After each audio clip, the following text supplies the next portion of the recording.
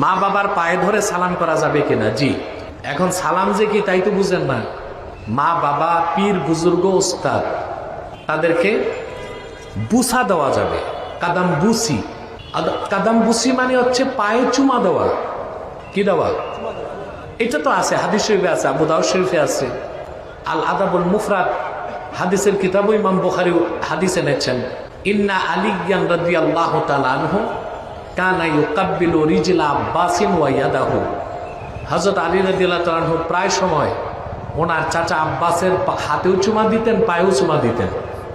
বুঝলেন?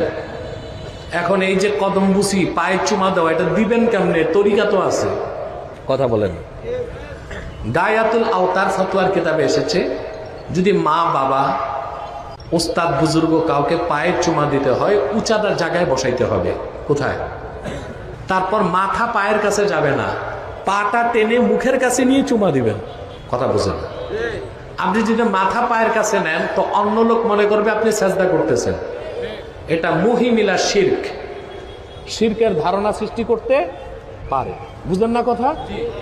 এই জন্য মা বাবা, ওস্তাদ বুজুর্গের পা নিজের দিকে টেনে চুমা দিতে আপনি পারেন।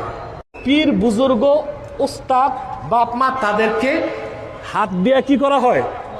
এটাই তো বুঝাইছেন। এটা মাথা সোজা রেখে করা যাবে, কোনো সমস্যা নাই। যেখানে মুখ দিয়েই চুমা দেওয়া যায় ওখানে কি হাতে চুমা দেওয়া যাবে না?